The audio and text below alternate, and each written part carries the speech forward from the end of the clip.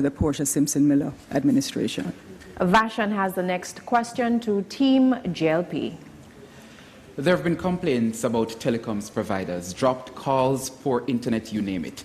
What's your plan to hold the telecoms providers accountable for the quality of service provided to customers? It is a vexed issue. I think all of us here would have experienced the reality of a call dropping and just the real frustration.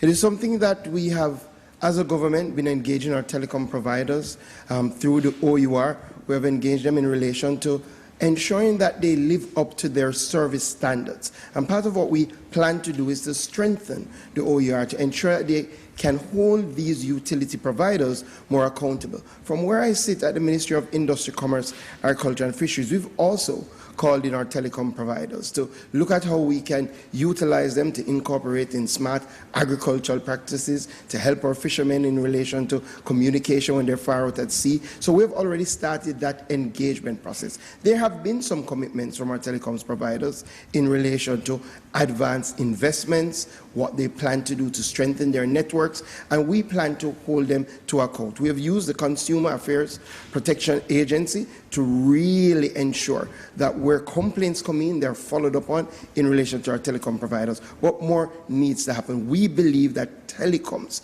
is what will really help us revolutionize something like agriculture. That is why in this manifesto we have put $3 billion to our agricultural sector to help our farmers, to help our fishermen, to invest in smart technology across the sector. And let me just remind my colleague on the opposite that we produced 100,000 new jobs in response to the concerns around jobs. Thank you so much, Dr. Tufton. Your time is up. 4.5 years Dr. Tufton, your time is up. PNP, it's your rebuttal, 45 seconds.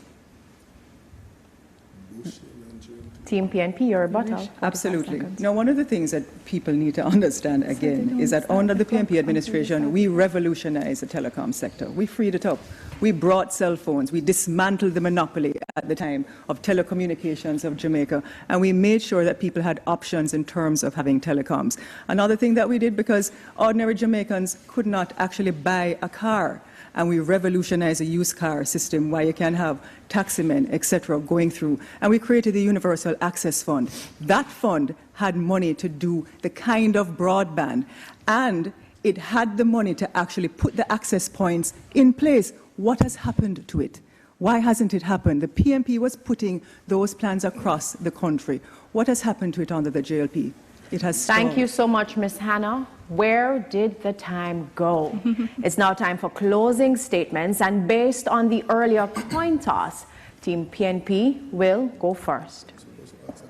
My fellow Jamaicans, there are simple facts that cannot continue to escape us.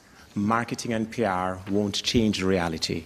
In fact, COVID and the other pandemic from which we suffer, crime and violence, have only made it clearer that what is needed now is a set of hands, hearts and minds that place you at the center of all that we do. We deliberately designed the development of our manifesto to allow you to participate, causing the greatest, widest level of consultation ever in the history of this country, so that each citizen can participate in the design of the blueprint to develop your Jamaica. We use this opportunity to speak to the person behind the eyes and the ears watching and listening to these presentations, to say we understand that the Jamaican family has never been at greater risk. We use this opportunity to say that we appreciate the struggles that you have been going through, and that 58 years hence since political independence, it is time for that turbocharge to take you forward so that each man, each woman, each tertiary student, each professional, the police, the nurses, and other public servants and civil servants can have in the land of their birth all of the opportunities to give them the realignment of their future compared to what has happened over the last 55 months. We have signed not only a code of conduct, but our own work ethic, referred to earlier by Dr. Campbell, and that we say to each of you, we have your hearts, your minds, and your future at the center of all that we do. It is time, put simply, for us to build your Jamaica, not a Jamaica where one man has 24 hectares of land to grab, not a Jamaica where a minister in charge of the environment has sequestered. Mr. Price, thank you so much. Team JLP, you can go ahead with your closing statement. My Jamaican family, we're in challenging times, maybe the most challenging times that we've ever experienced as a nation. But I want you to know that the Jamaica Labour Party, led by Andrew Michael Holness, is here for you. We've been working hard to take us all safely through what is the most serious pandemic that has hit the world in 100 years. And we know you've been seeing the efforts. These times, they require leadership. We have a strong leader. They require unity. Unlike others, we have a unified party. They require clarity and certainty. Unlike others, we have a plan. We have set out a 10-point COVID recovery plan that sets a clear vision for the short, medium, and long-term efforts we need to make to recover stronger, to build back our economy, to build back the strength of our societies, to advance our digital agenda, to ensure that we're able to move forward in financial inclusion, diversifying our economy, and ensuring that we have a transformed education system so our children have the best start.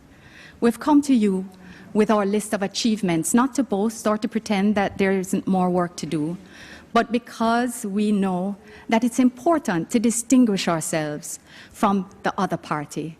They're great at talk, they're great at promises, they're great at telling you what they think you want to hear.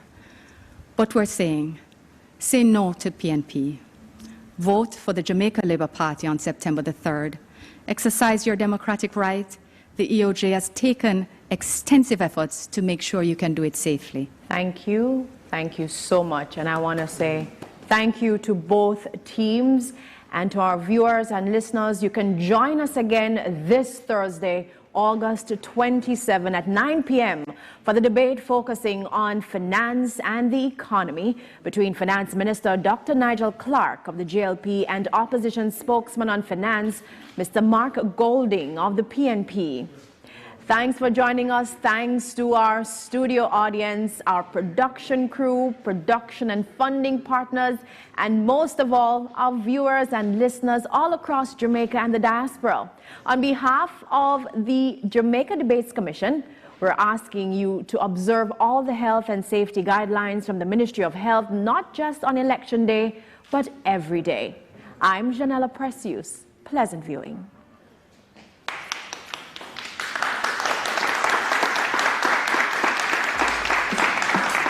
The general election debates are presented by the Jamaica Debates Commission in association with Proven, Flow, Scotiabank, National Democratic Institute, Digicel, NCB, Panjam, UWI, JN Group, and Victoria Mutual.